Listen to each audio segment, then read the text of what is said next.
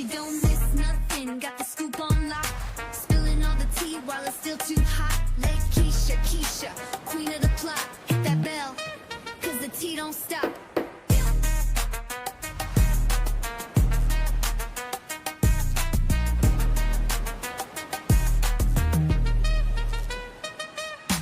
She don't miss nothing, got the scoop on lock.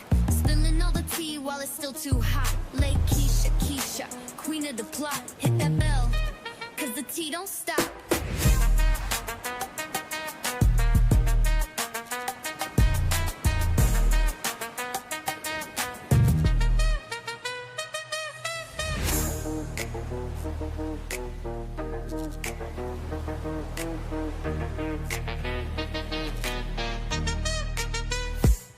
She don't miss nothing, got the scoop on lock. Spilling all the tea while it's still too hot. Lakeyshakeysha, queen of the plot. Hit that bell, cause the tea don't stop.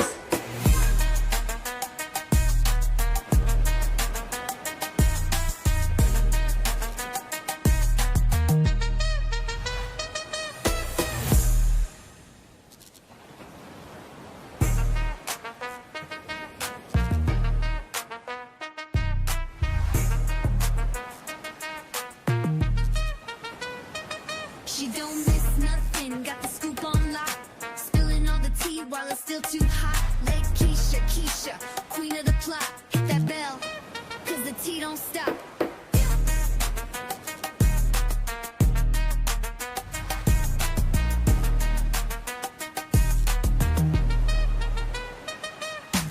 She don't miss nothing, got the scoop on lock. Spilling all the tea while it's still too hot. Lakeyshakeysha, queen of the plot. Hit that bell, cause the tea don't stop. Hey, how is everybody doing today?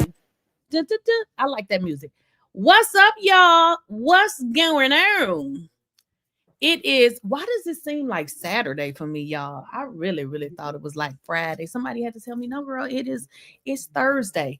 It's Thursday, but now it's kind of feeling like the weekend. What y'all doing?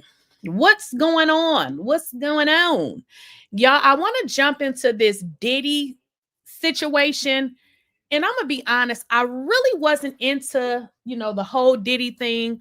And I don't know if I explained to y'all, one of the reasons that I really wasn't into it is because from the start, it seemed like a bunch of bullshit to me. But the reason now why I'm feeling like I need to speak about it is because they lying like a mother in YouTube. I'm just like, this man was acquitted and y'all are still lying. And I'm just like, at this point, we gotta, not be creating videos lying on people when Cassie lied. I mean, let's just be honest. 12 people saw the evidence. Y'all got to understand how this goes. They saw the freak off videos. Not only did they see the freak off videos, they were there. You feel me? They were there. So the fact that people are creating lies on social media and trying to discredit a person that was acquitted. Now, this has nothing to do with his personality or who he is as a human. This has nothing to do with anything other than he was not convicted of those charges, okay? He wasn't convicted, okay? The jury did not believe Cassie's lies, okay? And I can tell you why. Because even me as a person watching it and listening to it, I wasn't following it either, because I'm like, girl, either you were forced or you wasn't. Because when you say, oh, I did it with them because I didn't want someone else to do it, how in the hell were you forced?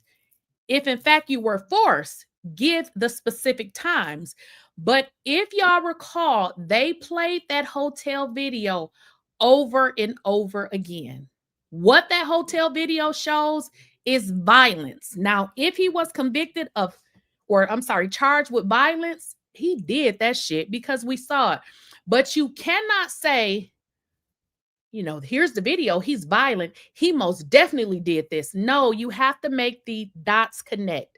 The state did not prove their case. And in all honesty, That's why I wasn't interested, because I'm like, this stuff just don't add up. Now, this has nothing to do with shaming victims, because let's be honest, y'all, everybody is not a victim. And if a woman is saying that somebody did something to her, it should be investigated, because unfortunately, we live in a world where people tell lies. And I don't know if y'all have sons, brothers, cousins, that's males. How would you feel if your relative or your son said that they didn't do it, but yet this female is saying it happened? It does not make it truthful because she said it, because unfortunately, we live in a world where people tell lies. And it seems like Cassie's lies has been exposed, because now if you go online, people are talking about it and saying, girl, you are bitter, because even with everything, Diddy has set his ass in jail. And let's be honest, Diddy really created this, because, man, if you wasn't out here sleeping with these prostitutes, you wouldn't be there. But the fact of the matter remains, he was found not guilty. Cassie is still, now this is a woman that just had a baby. She's supposed to be happily married, sending letters into the judge. Don't let him go. He is going to be let go at some point in time. And hopefully his attorneys is appealing the decision, because in all honesty, you have to give someone, he's been convicted of, the whole prostitute stuff. Okay, it is what it is. You cannot make him accountable for things now he was not convicted of, because if that's the case, what is the purpose of a trial, right? And apparently, I know it's a bunch of fake YouTubers on here making shit up. And that was part of the reason I'm like, you know what? I'm going to talk about it, because they spread so many lies. And I just don't understand, because there's a lot to talk about if you just talk about the case. So let's talk about the case. How did this first start?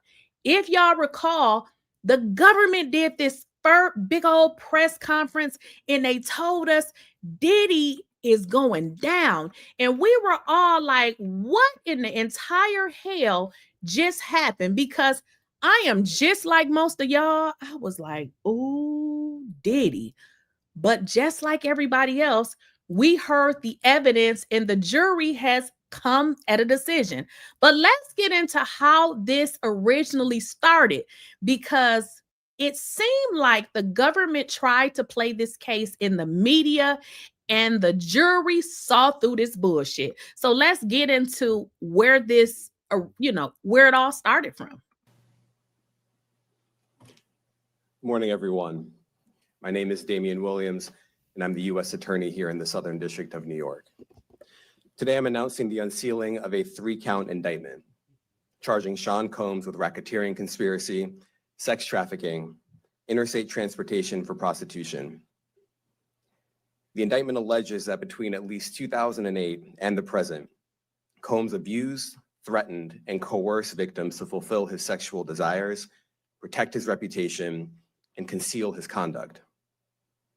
As alleged in the indictment, to carry out this conduct, Seancombs led and participated in a racketeering conspiracy that used the business empire he controlled to carry out criminal activity, including sex trafficking, forced labor, kidnapping, arson, bribery, and the obstruction of justice. Let me say a little bit more about the charges. The indictment alleges that Combs abused and exploited women and other people for years, and in a variety of ways. As alleged, Combs used force, threats of force, and coercion to cause victims to engage in extended sexual performances with male commercial sex workers, some of whom he transported or caused to be transported over state lines. Combs allegedly planned and controlled the sex performances, which he called freak-offs, and he often electronically recorded them. The freak-offs sometimes lasted days at a time, involved multiple commercial sex workers, and often involved a variety of narcotics, such as ketamine, ecstasy, and GHB, which Combs distributed to the victims to keep them obedient and compliant.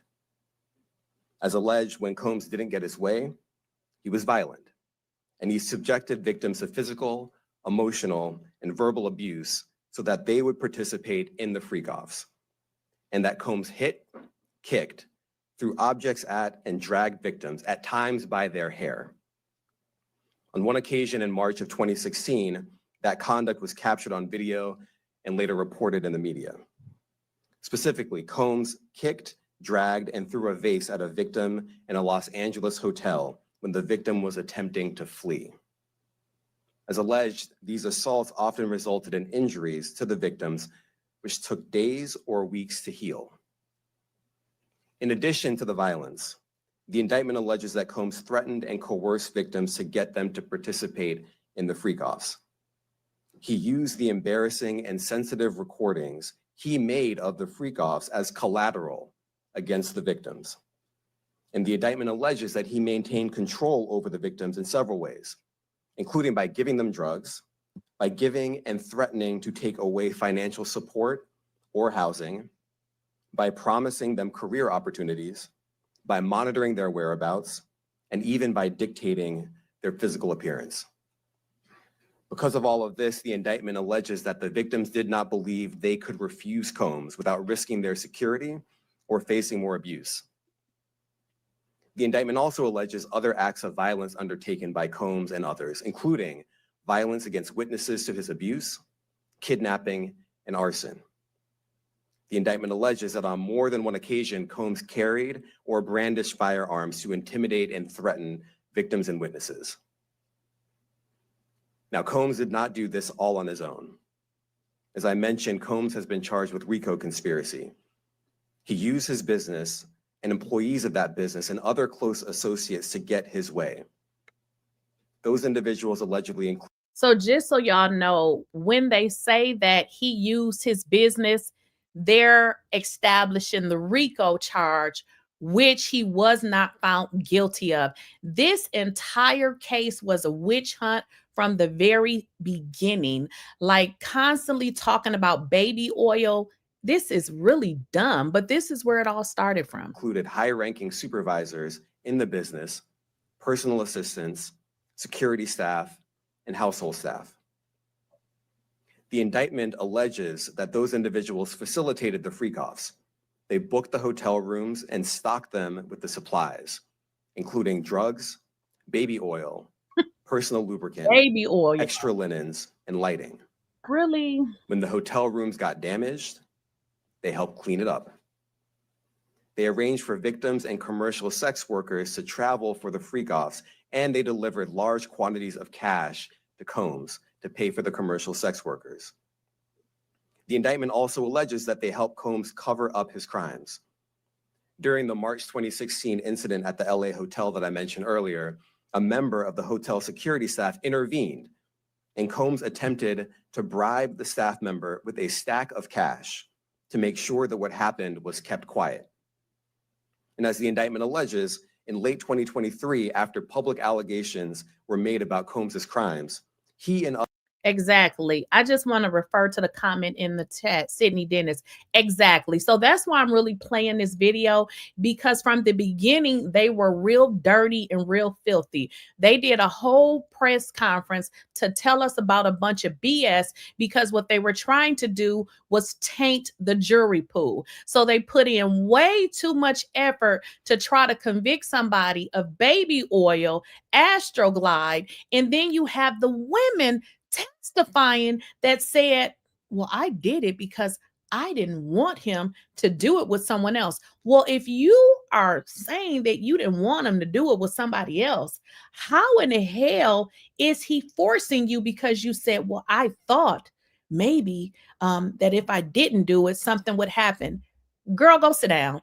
Then you have Cassie, who came to court, testified, and then it seems like she started changing, saying, oh, well, yeah, because the freak-offs was my job. It's just like, girl, this is so fucking far-fetched, and it just makes no sense. Others pressured witnesses and victims to stay silent, including by making phone calls to witnesses and victims and giving them a false narrative of what they had experienced. Okay, let me just address a comment. So first of all, If you're ignorant, this is just not the video for you. So this is not any video about anybody being a saint. So if you are ignorant and you are not understanding what this video is about, just leave, because never in any video that I did said that he was a saint. But we're talking about them trying to put somebody in jail for the rest of their life for being an asshole. Now, if you don't understand that this ain't for you, feel free to leave. But I'm not going to address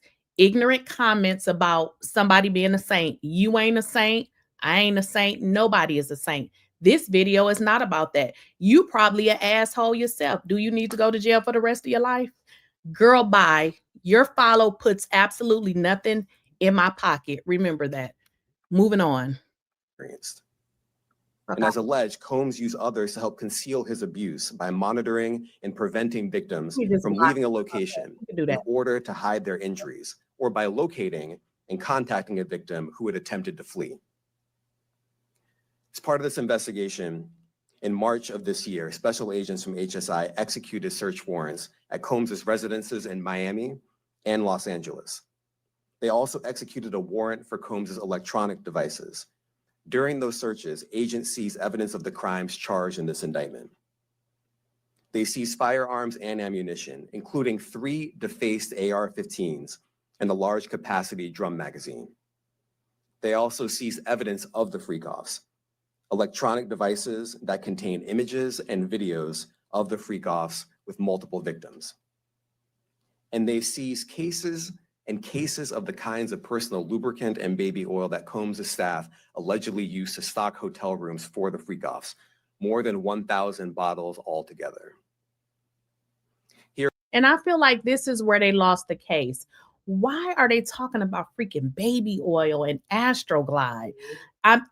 Again, this is why I just wasn't interested, because I'm like, I want to know what the actual crime was. But listening to the testimony, and I've actually requested the transcripts because I want to go over Cassie's transcripts and Jane Doe's transcript. Another thing that I'm learning is with regards to those freak off videos, one of the jurors spoke and said that was really one of the deciding factors. Keep in mind, as the public, we were not able to see those videos. But if you are saying that you were forced to do something and they're watching a video where you looking like you are having a great time, tell me, why would you expect someone to be convicted when you are sitting here and the jury, let's just call it what it is, the jury didn't believe them? Because if the jury believed them, he would be convicted of these crimes, which he was not. Here are some of the items that we recovered during the searches.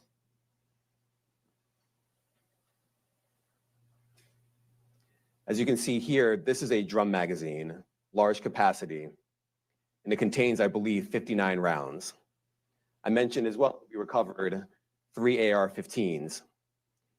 This is a close-up shot of one of the AR-15s, and you can see right here, the serial number has been thoroughly defaced. Another picture of more ammunition and parts of 2 AR-15s right there. Now, I want to be clear about 2 things. First, this office is determined to investigate and prosecute anyone who engages in sex trafficking, no matter how powerful or wealthy or famous you may be. No one should doubt our commitment on that. A year ago, Seancombs stood in Times Square and was handed a key to New York City. Today, he's been indicted and will face justice in the Southern District of New York. Second, we are not done. This investigation is ongoing, and I encourage anyone with information about this case to come forward and to do it quickly. Anyone with information can call 1-877-4-HSI-TIP. Now, another thing, as y'all noticed, they did this huge press conference, which to me was where they lost a lot of people. Then they put up this number to say, pretty much, if you have had anything, any interactions with this person, call this number. Y'all already know what that's going to do. People are going to be lying, because I'm not saying that Diddy is a saint, but you have to understand that people will do a lot of strange things for money. So they put up this number. Basically, if you got information, if you know of anybody, call this number. So what it led to is attorneys coming out saying, okay, we got this lawsuit, we got this lawsuit. So a bunch of different lawsuits. And what y'all should have learned with this particular trial, Cassie got $20 million from Diddy because everybody was saying, oh, he's guilty, because if he wasn't guilty, he wouldn't have settled.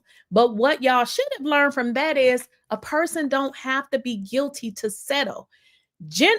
What I've learned is people, especially when you got celebrities that have a lot of money, they will settle stuff like that just so they don't have to go through trial. Okay. So essentially, Diddy's insurance company paid Cassie $20 million for something he was ultimately found innocent of. Okay. So Cassie got $20 million from Diddy. She sued the hotel and got $10 million. So she got $30 million. And Diddy wasn't even found guilty of the charges that she said he did. I want to express my deep appreciation for the victims and witnesses who have used their voices and helped bring this criminal conduct to light. We would not be here without them. I also want to thank the dedicated case agents on the HSI Trafficking in Person Squad in New York. They have been with us since day one and have worked tirelessly on this investigation. They will continue to be invaluable partners to us. I also want to thank the incredible agents and analysts from SCNY who have also provided tremendous assistance on this case. I'm deeply grateful for their continued work.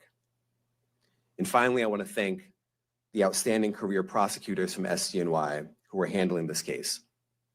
Meredith Foster, Emily Johnson, Chrissy Slavic, Madison Smizer, and Mitzi Steiner, and their supervisors, Jamie Backleeper and Jacqueline Kelly.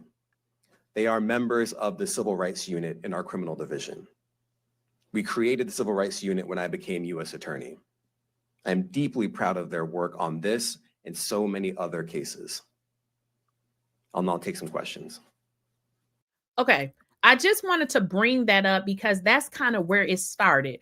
They did this huge press conference, told us Diddy had did all these things, and I was sitting back like, oh my God, because we don't think about, that when we see news, like when y'all, come on YouTube, you really don't think that is what this person telling me a lie. So when I heard it, I was like, oh, I cannot wait to the trial. But let me show y'all something else. Like I said, you got to call it for what it is. They did not believe Cassie. Point blank, period. They did not believe her.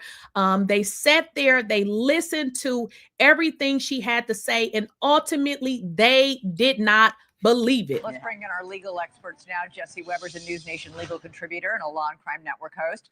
Nima Rahmani is a former federal prosecutor, and Robert Hirschhorn is an attorney and a jury and trial consultant. Great to have all three of you here.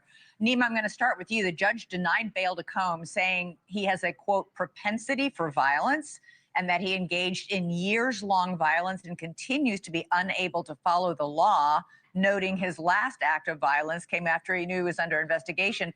That's a scathing ruling by the judge, is it not?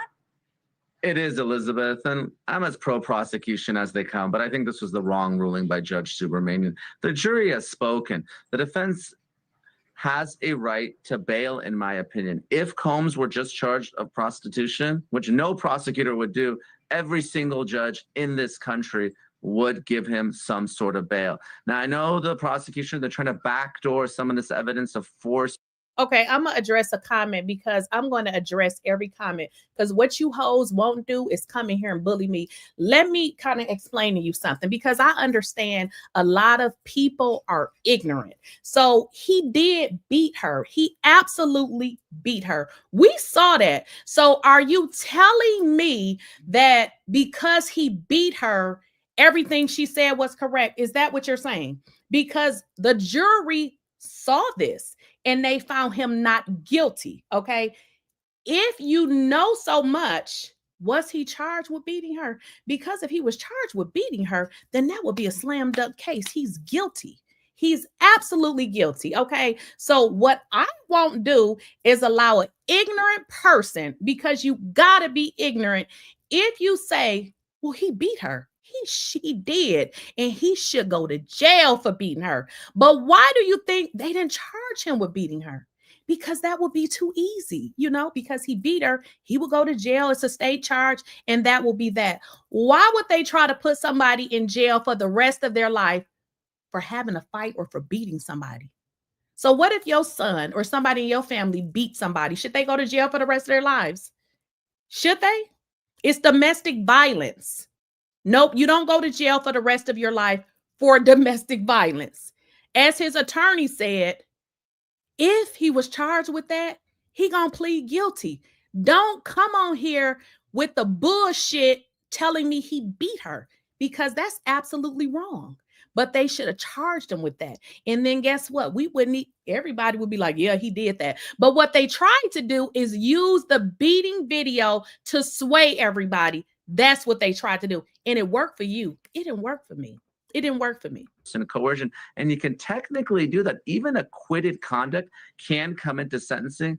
But look, you're a prosecutor. You got to take your loss and move on. I know this is the Southern District of New York. They're not used to losing. And look, I think Combs is a terrible human being. But as a prosecutor, you're supposed to pursue justice. You got to respect the jury verdict here. And this is nothing less than a complete and total loss. Prostitution was a layup, but in all the serious counts, the jury didn't believe the victims. They didn't even think that any of the... Hello, bingo. Did y'all not hear that? He said the same thing I'm saying. The jury did not believe the victims, y'all. Like, come on. I mean, we got to use our common sense. The jury didn't believe it. Why didn't the jury believe them? Because I'm going to be honest. When I heard that press conference, I believed it. I was like, oh my gosh. Because the first thing come to my mind, he did that. Like, because who's going to lie about it? The jury didn't believe him, y'all. They had 12 people. I think it was 4 women and how many men? A total of 12. So whatever, do the math. They didn't believe him. Why didn't the jury believe them? I mean, highly educated people, they said everybody on the jury was a college graduate. The jury didn't buy the story. Y'all do know that the jury actually got to see the freak off videos. They put on their little, what are those things? Their earbuds or whatever, and they were able to watch that. Nobody else could see that. So why would you think, if the proof showed on that video that this had happened, do you really think they would have let him go? For what? Why would they let him go? The jury didn't believe him. I'm going to have to rewind that. The jury didn't believe them. Was a layup, but in all the serious counts, the jury didn't believe the victims. They didn't even think that any of the racketeering acts happened, the bribery, the extortion, the arson. So I think Combs should be out on bail. I wouldn't be surprised if the defense files an appeal to the Second Circuit Court of Appeals. I don't think they're going to be waiting till the October 3rd sentencing. Yeah, Elizabeth. I think we heard Mark Agnifilo just say that the fight continues. That they are not going to just take this and wait until October 3rd for a sentencing. Jesse, we'll get to the jury verdict in a second, but I just one more question on the judge's ruling to keep him in jail pending sentencing. Did the defense lawyers' own language come back to haunt them? Because the defense lawyers, Combs' lawyers, admitted in both their opening and closing arguments that Combs beat women up. Yeah, they're damned if they do, they're damned if they don't. They admitted that he... Exactly. It's not even the fact of, I mean, because we done heard Diddy stories, right? But unfortunately, out of all the stuff we heard about what Diddy did, the fact of the matter is the jury didn't believe him. I mean, damn, why would the jury not believe him? When you listen to their testimony, you had to be dumb if you did not see through the lies. They were clearly lying. And here's the deal. They were lying and they were telling some truths. So the thing with, with that, when somebody lie and tell the truth, for me, I don't believe anything you say, The jury was also instructed that if you believe somebody is lying, you don't have to believe anything that they have to say. So the fact of the matter is, the jury didn't believe these hoes. I mean, you said that you were trafficked, and even with the video of him beating her, because he did do that. And in all honesty, you see him running down the hallway with a towel. She said she was trying to leave. Why didn't the jury believe that? Why didn't they believe that? I mean, so you're saying that the jury just sat there and let him walk free because they just wanted the big black man to come to, be set free? Absolutely not. Absolutely not. That's not what happened here. He is basically engages in domestic violence because they were trying to make the point to the jury, yes, we're admitting the bad facts, but we're saying that is not a federal crime. The judge said, you admitted he's violent. One of the factors we have to determine, is he a danger to the community?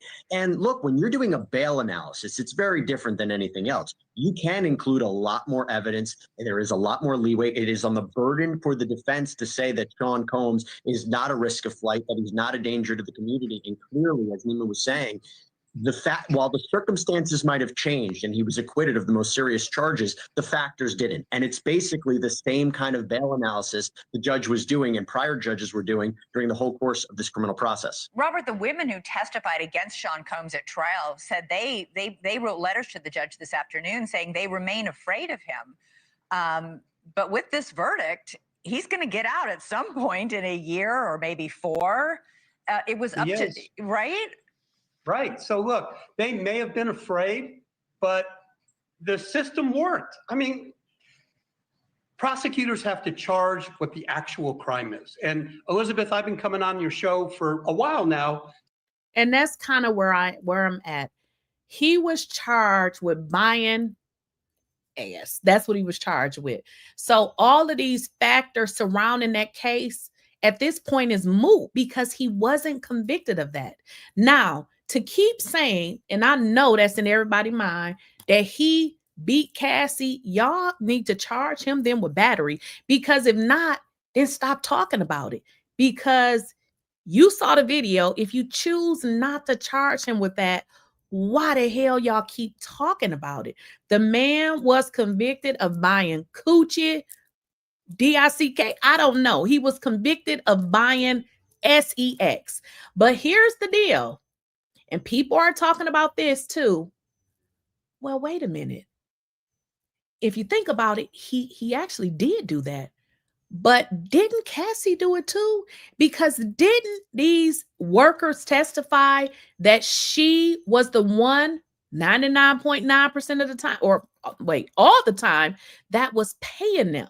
So why is it that she ain't convicted of this? Because we've already received the verdict that she is not a victim. So people can really stop calling her a victim at this point, because the jury said it didn't happen. So she can stop the victim. She's not a victim. She's no longer, she can stop. She's not a victim. Saying over and over, Freako, not Rico, that he's a swinger, not a trafficker.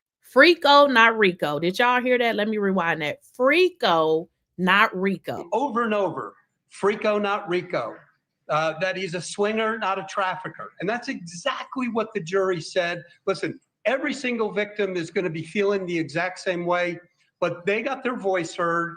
The jury decided the case, and now they've got to move on with their life. I mean, look.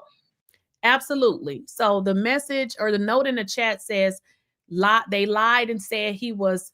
So basically, there were so many lies that, I mean, you would literally have to write them down. One of the things was he held me over the balcony or whatever. She confirmed that this was the date, asked several times. Then Diddy's defense comes back and say, are you sure? Yeah, she's sure. Well, ma'am, then the next question is, was it possible to be in 2 places at one time? She looked stupid. Well, he couldn't have done that because he was actually not even in the state, and he had documented proof where whatever it was he was doing during that time. So there would be no way that he could have been in two places in one time unless he omnipresent like God.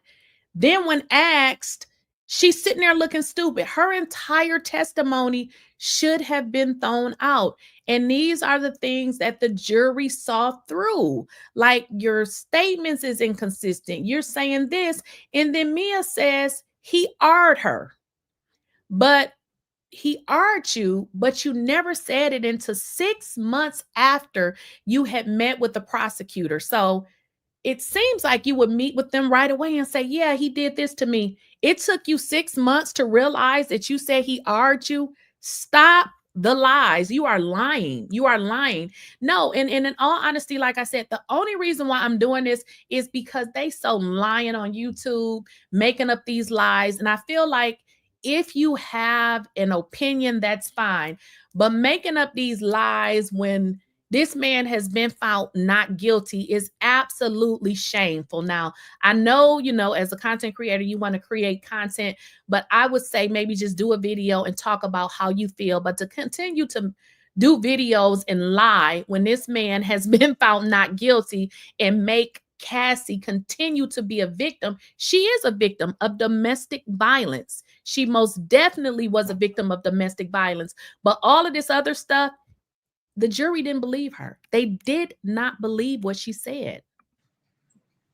Diddy is a manipulative, condescending, arrogant, rich, famous abuser.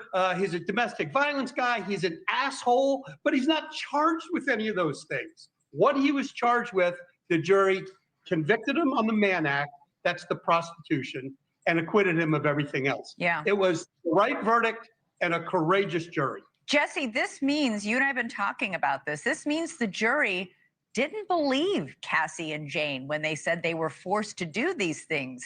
They believed the text messages back then. They didn't believe their testimony now. You know why it's surprising? You and I were talking about this yesterday. The jury came back with a jury question yesterday, and they basically asked for a repeat of testimony of 3 specific alleged instances of sex trafficking, one including the whole 2016 Intercontinental Hotel tape where Seancombs was beating Cassie. And then shortly thereafter, they came back and said, we have a verdict as to these charges. And I said, I'm not convinced that he's going to be found guilty with respect to Jane, particularly because they didn't ask for a readback of testimony. There was a lot of great testimony with hers. But I was saying that quickly, they're probably going to find him guilty with respect to Cassie. And they didn't. And by the way, surprise, they were hung on racketeering. There's no way we can switch it. They come in today, and in an hour, they come back and say, we're not guilty. I would love to speak to the jurors and find out. So would we all. Nima, are you surprised that they said that Cassie wasn't coerced, given the fact that there's an actual videotape of him beating her up and dragging her by her hair back to one of these freak-offs when she tried to get away? I'm not surprised based on reading the tea leaves in this case. And look, I went on X yesterday and I predicted this verdict. So let me tell you why. First of all, the cross-examination of Cassie with the emails and text messages over 2 days was brutal. There was a reason the defense kept playing the freak-off videos. Obviously, we didn't see him, but I'm just guessing that it shows Cassieventura seeming to enjoy herself sexually. And that's what I said, y'all. The videos were played to the jury. While these women are saying that they were forced, the jury actually watched the videos of them being engaged. I mean, you would be able to tell from watching somebody that's forced to have sex, and you would, see somebody that doesn't look forced. So the jury made the determination that what they said was simply not true. Like, the jury didn't believe they asked. And the defense originally asked for 2 weeks for their case in chief. Then they go to 2 days. Then they go to 30 minutes just reading text messages into the record. So they felt very confident. Now, when juror 25 on day 1 says, I can't deliberate, reportedly, that leads me to believe he's a defense juror. If he came out and said right away, I'm guilty, I don't think the jurors would have delivered that note to Judge Subramanian. So now you have at least one defense juror, and a quick verdict in these types of cases where there's a lot of evidence is usually a defense verdict. Yeah. I always said there's a path to racketeering that excludes the sex crimes, maybe extortion, maybe bribery, maybe kidnapping. So I knew that they were not guilty on sex trafficking. The only chance the prosecution had of success in this case is to prove the racketeering. They had some jurors yesterday. Maybe they slept on it and had a change of heart today. But the fact that the jury came back not guilty on the racketeering leads me to believe that this was nothing less than just a complete and total loss by the prosecution. This ended up being the most expensive prostitution trial in American history. It's unbelievable. But it's not a total loss. And the reason it's not a total loss is the jury did convict him of Mann acts. So while they didn't get the major charges, the prosecution did get the other ones. And everybody, listen, when you get that summons for jury duty, I always say this, don't try to get out of jury duty. Make sure you go down. So, I mean, I'm not even going to say it again, but y'all know what I want to say. The case wasn't proven. I mean, they overcharged. They did so much of absolutely nothing. And again, I wanted to see this, like, where is the evidence? And I'm like, this is just not going to cut it. And let's not forget, guys, there were witnesses. The people, what they call them, the SEX workers, they showed up to this trial.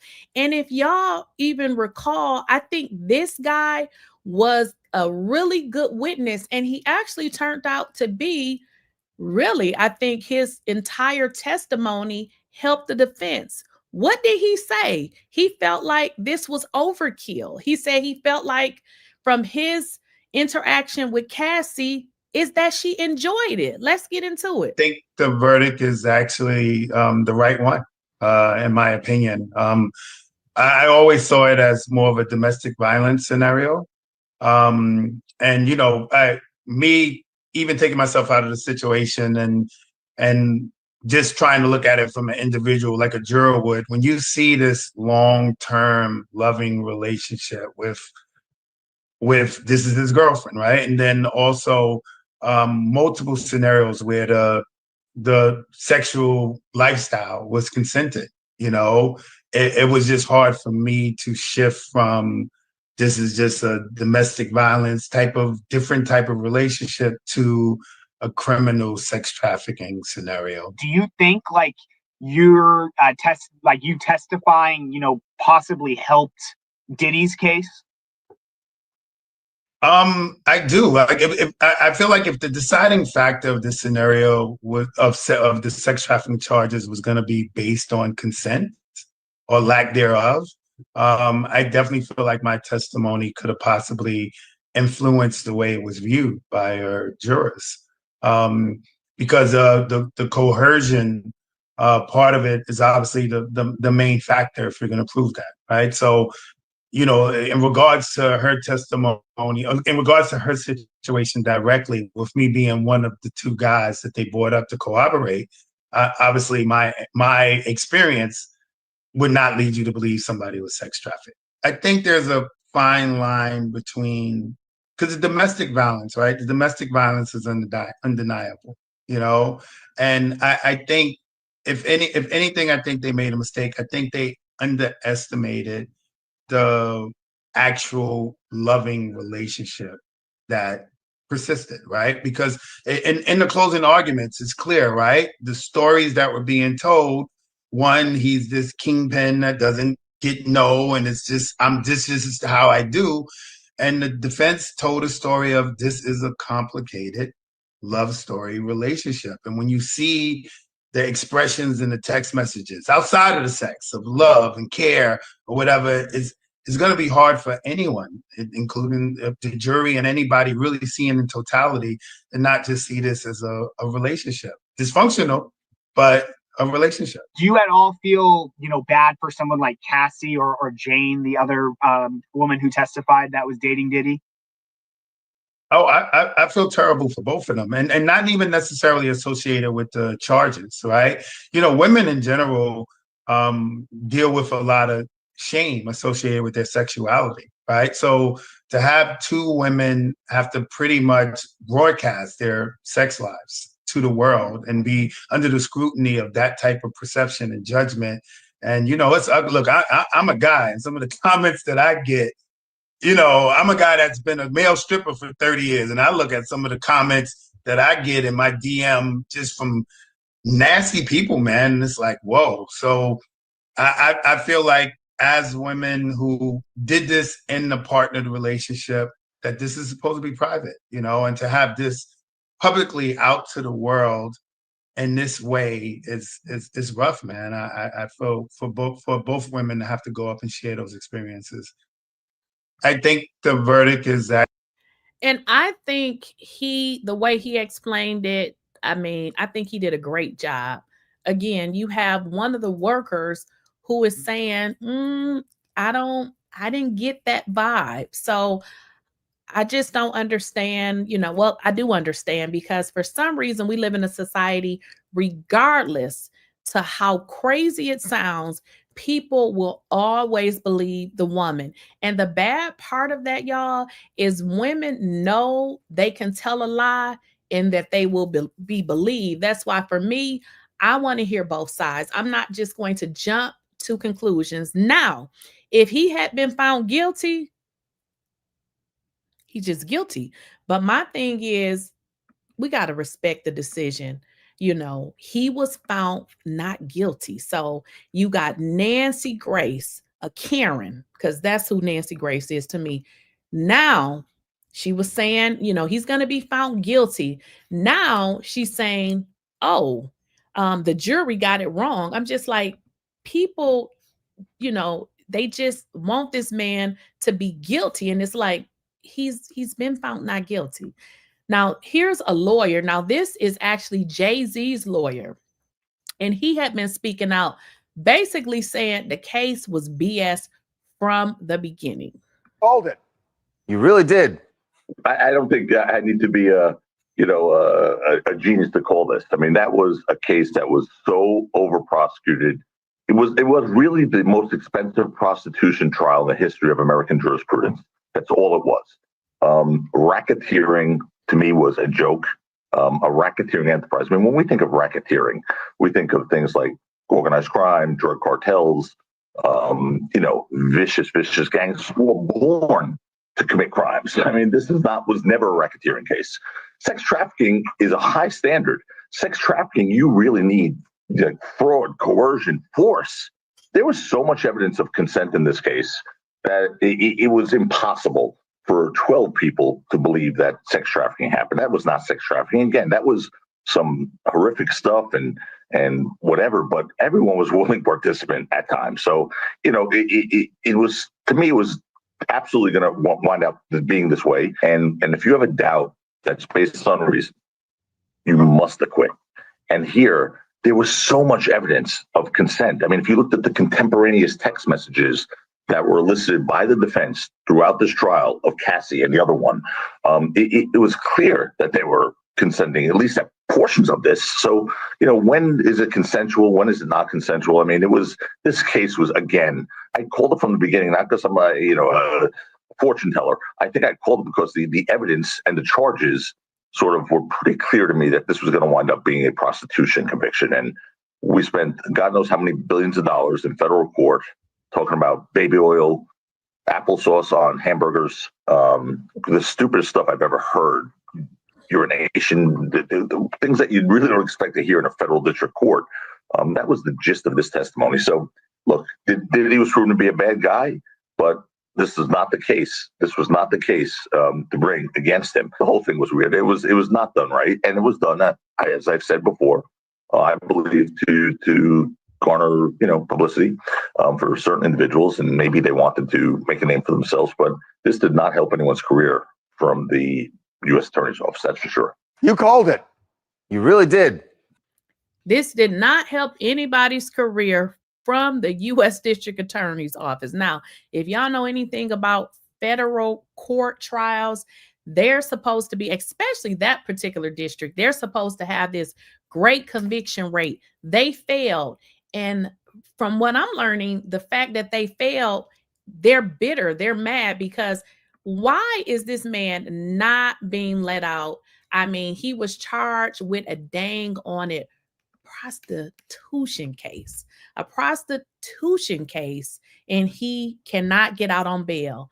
Now, I'm not saying that, messing around with prostitutes is right, but the prostitution case came along with the trafficking case. The trafficking case was dismissed. If they had never charged him with the RICO and the trafficking case, he would have never gotten a prostitution. So it was like one of the things that came with it. Now, since this man has not been convicted of it, why is it that they are not respecting the jury's decision? I'm sure they would have respected it if he was found guilty of the most heinous of the crimes, which would have been the RICO. It would have been the trafficking, but he wasn't found guilty of it. So now you say, well, we're not going to give you bail because of this and that. And I'm just like, this is not adding up. Well, guess what?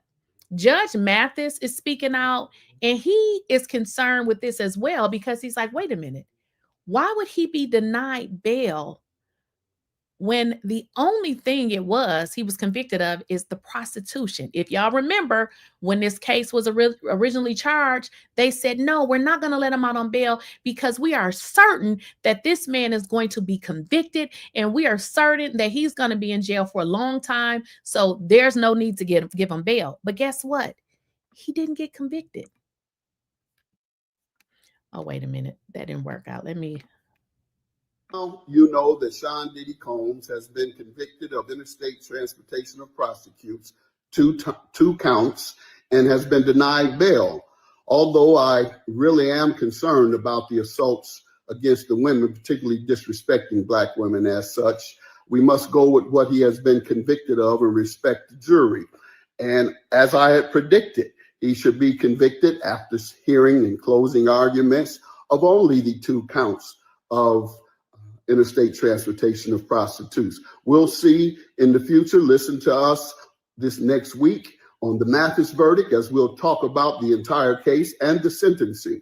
The sentencing guideline for a first-time offender is 21 months to 27 months for each count. We'll see whether they're consecutive, whether they're concurrent, or if he deviates from that first-time offender assessment or sentence, if you will. Stay tuned. So I know I don't know, but I'm assuming that it's relatively hard for y'all to understand that women lie, and every time they say that certain things happen to them is not necessarily true. So Cassie did lie. She lied. The jury didn't believe her. So it does mean in this case that she lied because they didn't believe shit she had to say. So you tell me of a woman who has been, and see, here's the deal. Cassie was so close to him, so it was very easy to believe what she had to say because this was his girlfriend. This wasn't like a random act. This was somebody that he had a 10-year relationship with. So the jury watched the videos, they listened to her testimony, and she did lie. You don't like it? Oh, well. Now, another thing that's quite concerning to me is, and this is how it gets into what is the actual motive here, because Cassie testified, she's went on about her business, but what we have since learned now is her attorney is speaking out, and what her attorney is pretty much saying is that, wait a minute, I'm sorry. What her attorney is pretty much saying is that Diddy is going to receive the maximum sentence, which is really crazy to me, being that if you guys are familiar with federal sentencing guidelines, their structure is not like the state. They get different points for different things, and then it can go up or it can go down. But no way in hell would Diddy get 20 years because they just don't I mean, in order for Diddy to get the full 20 years, he would have to have a history of these convictions over and over. But I thought it was really odd that Cassie has, provided her testimony. She has went on about her business, but yet again, her attorney is testifying, saying how the prosecutors has reached out to Cassie in that they're going to pursue the maximum term. And it's a little bit crazy because he's a lawyer, so he should understand the way federal court works. The judges have to kind of sentence people based on the federal structure and based on different criteria. And judging from Diddy not having a background, well, when I say background, I mean a criminal background. You can't go on the morals of what they said out in the street, or, you know, he was charged with a crime in New York before and he beat it. None of that matters. But let's get into what Cassie's lawyer said. Yes, for Seancombs, but for Cassieventura. What were you feeling when you were inside that courtroom? Well, I think there was a lot of mixed emotions in the courtroom, generally speaking. Obviously, we would have liked to have seen convictions on the RICO charges and the sex trafficking charges, but Cassie prompted this investigation by the Southern District, and now Seancombs stands before the court as a convicted felon of 2 federal crimes. He faces significant incarceration. Not the exact outcome that we wanted, but we are grateful to the jury for finding a guilty verdict on those 2 federal crimes. I want to get back to what you were just talking about, but first I have to ask you, have you had the chance to speak with Cassie? I have, yeah. So I had an opportunity to speak with her, as did the government prosecution team. She's of the same view. Back in November of 2023, Cassie had a choice. She could accept an 8-figure settlement offer and move on with her life and sign non-disclosure agreements, or she could file a civil lawsuit and hold Seancombs. Well, here's the deal, y'all. I had to stop it there. Do you see how her lawyer is lying, saying that she chose to file the lawsuit because pretty much she wanted to tell her story? She filed a lawsuit because the money that they offered her, she didn't accept it. So he's pretty much trying to say, oh, well, she did it this way because she wanted to tell her story. A whole liar. Cassie filed the lawsuit because the money that she was trying to get, they didn't agree to get it. I mean, it wasn't agreed that she was going to get that. Now she files the lawsuit and then she's paid the $20 million. But this man is simply saying, oh no, as if Cassie is some damn advocate for women and that everything she did was to save somebody else. No. Cassie filed the paperwork in federal court because there was no agreement to pay her $20 million. And once, Diddy's companies agreed, then of course the lawsuit was dropped. Responsible for what he did to her and shine a light on his behavior. She showed great courage, great bravery to choose the latter of those 2 options. She turned away the money at first. Ultimately, the case. She turned away the money. Did Cassie turn away the money? What is he talking about? She turned away the money. Cassie testified that she got $20 million out of this, then another 10 from the hotel. So what the hell is he talking about saying she turned away the money? She turned away the money. He just lying. Of course, he got a nice chunk of it himself, but she turned away the money. Did she really? Case settled the day after. And, she went through a year-long process of preparing for this trial. I think people who saw her testify, and this is what you guys should know. If you listen to what Cassie's attorney is saying, they tried to tell us that after Cassie filed the lawsuit that the feds came to her. That is a lie. This man said after Cassie settled, she prepared for the trial, because what everybody else is saying is that after Cassie got the money, what people don't understand is a non-disclosure doesn't work whenever a crime has been committed. So I don't know who Diddy had for his lawyers from, when he was going through this settlement with Cassie, but people think that Cassie settled it and she immediately involved the feds. That is what people think. But if you listen to what her attorney is saying, he says, once she settled, she immediately started preparing for this case. So it seemed like it was more more, very much so money motivated, because think about the chain of events. Cassie got her money first. Then she allegedly went to the feds, because I believe she did go to the feds. She was a great witness. She was graceful. She shined a light on this. Jane read the complaint. She came forward. Many other people have come forward, are going to be seeking to hold Seancombs responsible in the civil courts. And so it's not all lost. He's now, as I said, he's never been held responsible for anything in his lifetime. He was acquitted on charges when he was in New York with a gun case. And now he is a 2-time convicted felon, 2 federal charges. The government indicated after the jury verdict was read that they're going to be seeking consecutive terms, and they're going to be seeking lengthy prison incarceration. And so Cassie was comforted in knowing that not only has she played a role in the criminal prosecution, but that she has shined a light on this behavior by Seancombs, and many other people have come forward, not only about him, but about other people in the entertainment world as well. Now, I want to go back to something you said, which is when she filed that civil suit in November 2023, that this is really what started it all. And it really is, in the civil sense, but also in the criminal sense. In this trial, and I was in the courtroom for most of the days, we heard both the defense and the prosecution say that this investigation, this federal investigation, began because of Cassieventura. How does that weigh on her to realize that Seancombs would not have even been in a courtroom if not for her? Well, I think it's given her some agency in life, where for 10 years, he told her what had to be done and she had no choice. This was her ability to say, no, I'm not going to accept this 8-figure settlement. I'm going to file this lawsuit. And that's what she did. And so she is really gratified in knowing that other people have come out since the filing of the civil lawsuit, and that you're correct. As far as I know, there was no pending investigation into Seancombs prior to her filing the civil lawsuit.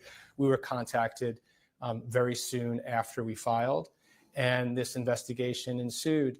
And the team, the prosecution team, I thought did an excellent job. Again, not the outcome I'm sure that they wanted. They didn't get the top counts, but they at least were able to secure 2 convictions of 2 federal felony charges. Now, you mentioned the settlement, which, as you are saying right here, that Cassie had 2 choices, which was take the money, sign an NDA, or file a civil suit. She chose to file the civil suit. Now, she did reach a settlement within 24 hours. It was very quick, but this was after she filed the civil suit, after all of her bombshell allegations were out in the world.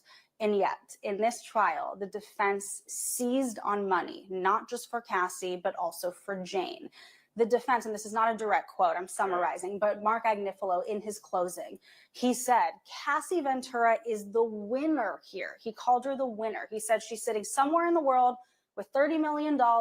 She's not naive like the prosecutors are telling you. She knew exactly what she was doing, and she's the winner. How did that make you feel and her feel to use the word winner when the jury and the world, by the way, has seen her being horrifically beaten on camera? Yeah, I mean, thanks to your great reporting and the video that saw the light of day, obviously Cassieventura at that point in time and today is not the winner.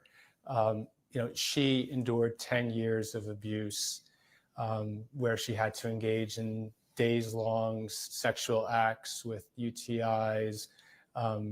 She alleged that she was raped, and so to call her a winner, even though she did get $30 million, part from, as she testified, part from Seancombs, part from the hotel. No amount of money is going to ever undo what she had to endure and what she had to go through. So I think both she and I didn't really take well to that as her being a winner. And frankly, the fact of the matter is that when she testified, she had already been paid the $30 million. So she had no vested interest in anything other than telling the truth on that witness stand. And while the jury did not convict on the sex trafficking charge, I mean, I think it's important for your viewers to know, in the criminal justice system, the standard is very high. It's beyond a reasonable doubt. The civil justice system is very different. It's a preponderance of the evidence, more likely than not. So it is a very high burden. The jury found that the government did not meet that burden, but that doesn't mean that what she said isn't true. Mm-hmm. Now, his defense during their closing also called Cassie and Combs' relationship, and again, this is not a direct quote, but a great modern love story. How did she feel when she heard that? And I'm curious, has she been following all of the testimony? Because she was one of the first witnesses. She was on the stand for 4 days talking about what she says happened to her. Cassie, as we all know, is now a new mother of 3. She was on that witness stand when she was very pregnant, 8.5 months pregnant. Has she just been focused on family, or has she been following this? And how difficult has it been if she has been following? Yeah, so I mean, she is primarily and has been focused on her family. She did testify when she was 8 months pregnant, and she is really trying to look forward. And when I gave my statement after her testimony, I made very clear that she was looking forward. She did not want to think about the case any longer. She had given her testimony. So this attorney is such a liar. He goes on to say Cassie gave her testimony. She didn't want to think about the case anymore, and she was going on to live her life. But yet him, on behalf of Cassie, sent a letter to the judge saying, do not let Diddy out because Cassie is afraid for her life. How could Cassie be afraid for her life when Diddy was not locked up when they settled for the $20 million? So why would she be so afraid for her life? I mean, Diddy was actually free the entire time until he was locked up. So this attorney is just lying his ass off. Money and now wanted to just concentrate on her family, and she's done that. I mean, obviously it's almost impossible not to see some of the media about the case, and so she has seen some of that. I can tell you that some of the comments that were made in the closing argument I thought were repugnant, frankly, calling those sorts of behaviors as a modern day relationship, saying that she enjoyed sex. Do y'all see how this attorney takes no responsibility for anything? Cassie sent text messages asking and wanting to do the freak off. It wasn't always a thing that was initiated by Diddy. They both initiated, but they take no responsibility for their actions. And this is the reason why the jury did not find him guilty, because y'all spoke about the video. The video where he is abusing Cassie. One thing Diddy's attorneys did is they owned it. They said, listen, that was wrong. He shouldn't have did that. So although it was wrong, at least they took responsibility for it. The issue with these women, they took no responsibility. But how is it that you can take no responsibility and they have the text messages that you sent? They have loads of information and evidence that suggests that you were in fact wanting to be a part of this. Keep in mind, as I said before, they got the videos. So you do a video engaged in sex, they can look at your facial expressions. You're probably moaning and groaning, but you're going to tell us that you were forced? Come on now, we ain't that dumb. Right. This is a learning lesson for both women and men. Yeah, it is. You said Diddy's attorney screwed him over in the closing argument by mentioning DV. I don't think he screwed him over, Cherry Red, because that happened. Like, I think if Diddy's attorney would have tried to get out of the fact that Diddy had put his hands on her, we don't know what kind of conviction he would have got. They saw that. He had to own that. I mean, how could he not mention that? I don't think he screwed him over. You got to understand, the jury wants people to appear to be honest. You got 2 women that's told a story of being trafficked. Now, that's a horrible story, but the jury didn't buy it. So I think Diddy's attorney was very smart by admitting it. I mean, because how do you not admit something that we're watching? Like, I don't know how you're going to get out of that. Diddy's attorney screwed him over in closing argument by mentioning DV on Diddy's behalf, and the judge and prosecutor used that. Here's the deal. The judge didn't use that. The judge said that they didn't want to let him out, period. They didn't.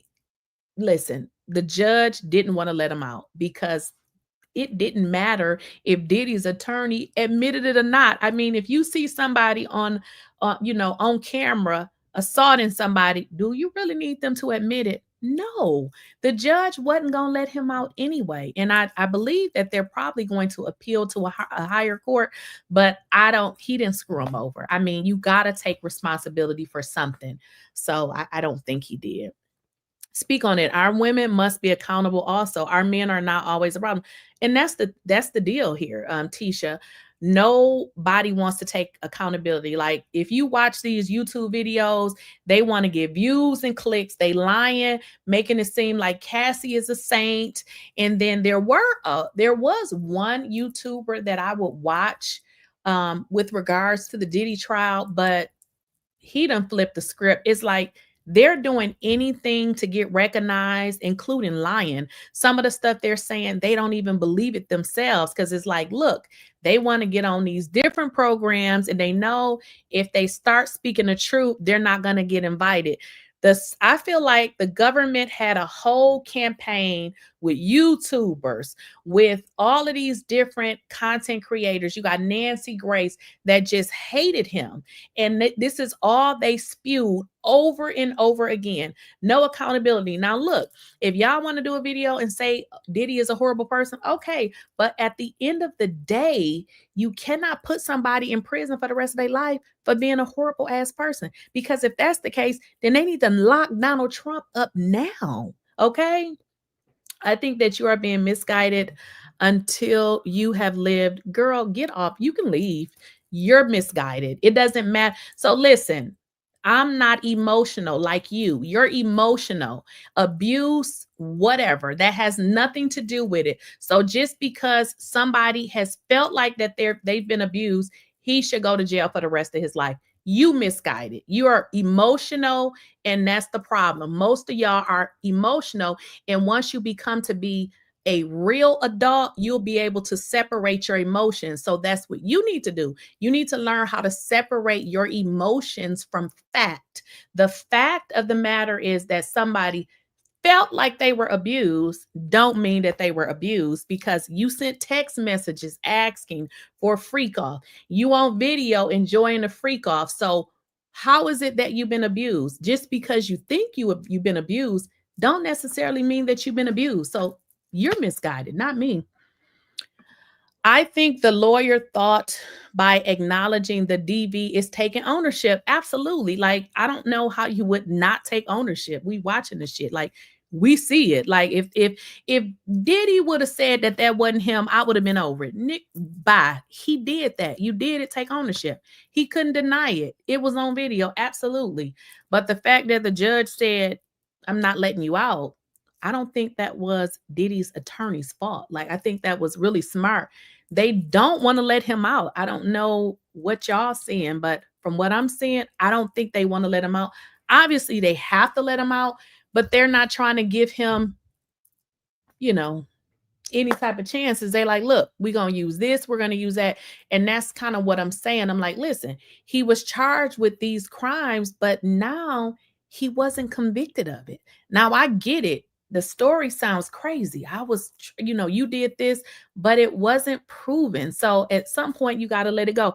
Even with the women sending the letters to the judge, I'm scared. Listen, okay, but at some point, he gets to move on with his life. I mean, you do have to take responsibility for the choice that you made, and you cannot continue to blame somebody else. And we got text messages of you saying you want to get freaked off.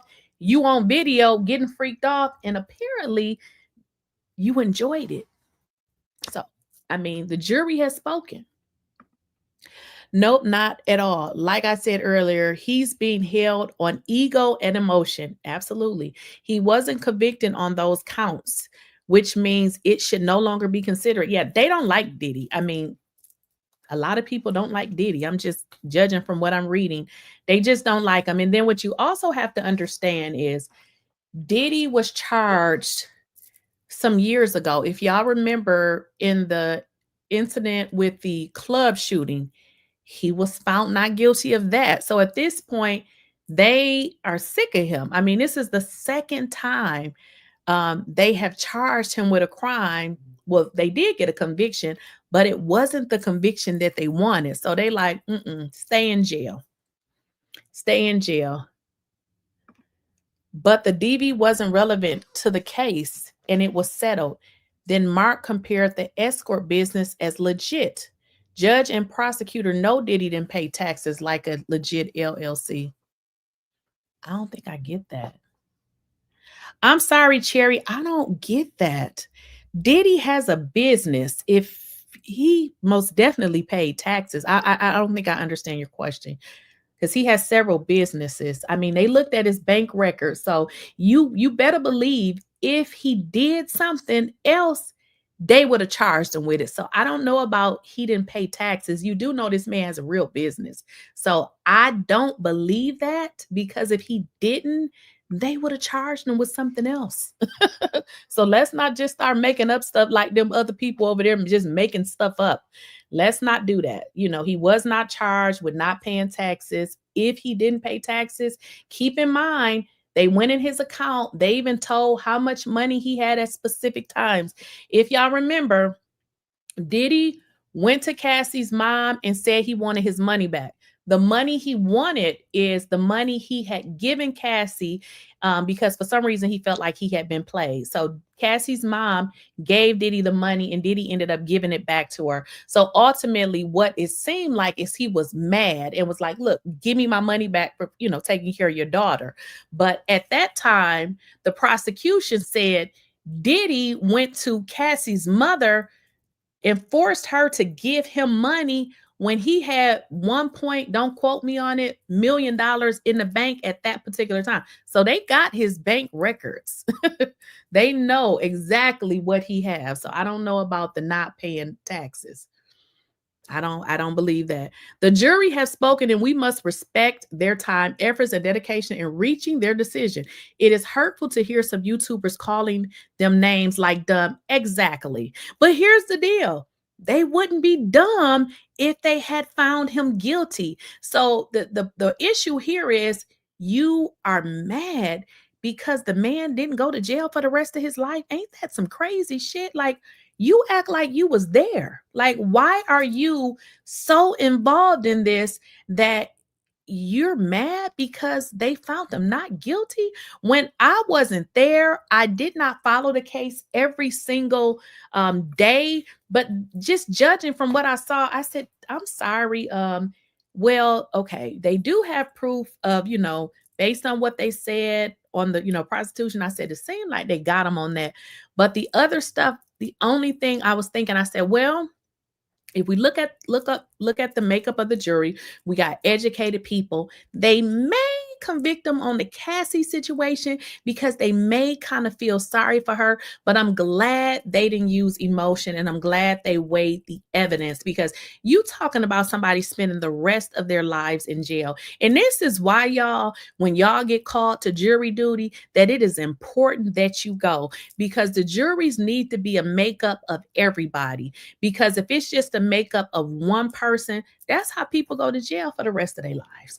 Because, hey, it is what it is. He paid for some ass. I mean, charge him with that and let the man go on about his business. Right. There are a million Diddies, and wealthy men, that's all they do. That's what they do.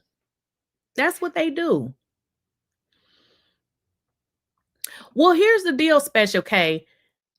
Cassie's lawyer has other people that he's representing that's suing Diddy. This man done made a pretty little penny off of Diddy, because keep in mind, Cassie got 20 million. I don't know. Is it a third that the attorney gets, depending on what, you know, their agreement is? So you figure if Cassie got 20 million, then how much did he get? What about it? A little, what, 7 or something like that. So he's making money just representing people that are alleged Diddy victims. I watched the YouTube doc today about the CEO of Apparel on Netflix. That man was disgusting. He was never charged or dragged like Diddy. Exactly. And exactly. What about the Abercrombie and Fitch guy? His case was kind of parallel to Diddy, except that he had a whole bunch of victims. They let that man out. He's on bail right now. Please, we don't know what happened behind the scenes, but court behavior affects outcome. Like when Diddy told the judge, "You're doing a great job." That was cocky and crazy of him. I mean, I don't get it. I mean, that was cocky and crazy of him. I don't know what to tell you. I mean, he was found not guilty. I mean, I don't know. I don't know what to tell you. Yes, Special K. That man has so many, and so he had all of these different cases. They let him out. Not only did they let him out, the bail that Diddy proposed originally was way more than he had to pay. So why y'all think that, this is a Diddy thing? I'd be feeling like it's, race related, because at the end of the day, you gotta give him the time for what he was convicted of. And even in this interview with CNN, Cassie's attorney goes into saying that the prosecutor is going to pursue the highest, stiffest sentence, as if the prosecution is going to try to give him 20 years. The max on each case is 10 years. But generally, when it's your first offense, it's not the full time. But this guy goes into saying, yeah, well, he's been convicted and he's going to go to jail for a long time. So I'm just like, huh? I'd like to hear from the jury when this is over. The decision doesn't mean they believe she lied. It could also mean that her testimony did not meet the burden of evidence. I mean, well, here's the deal. The reason why I said she lied is because they have video. So if she said she was forced, they would be able to see it in the video, right? So I get what you're saying, but they actually have video. They have video of this. You didn't get to see it. I didn't get to see it, but the jury got to see it. The jury got to see it. And then look at it like this. Cassie was with Diddy for 10 years. Like I said, I was thinking, if he's convicted, I know he ain't going to be convicted of the Jane Doe one, but maybe they would believe Cassie. They didn't believe it. So that's why I'm trying to tell y'all, they didn't believe her. Now, if you just joined, you're going to have to rewind the video. I showed a clip of some other content creators. I don't remember what network it was on, but it was a bunch of attorneys. And they said the same thing. The jury just didn't believe what she had to say. And I'm going to be honest, when I read the complaint, I was like, yeah, this don't make sense. But of course, I wanted to hear it play out in court, and they didn't go for it. They didn't go for it. He actually complimented the idiot for nothing because the judge was ignorant as hell. Yes, y'all, hit the like button, please. I appreciate it. But yeah, like I said, that's pretty much why I wanted to talk about it, because I'm like, they is just killing this man with all of these lies. He was found not guilty. Let's respect the jury's decision. And that's it. That's all. That's it. That's all. And Cassie, you need to get them people they damn money.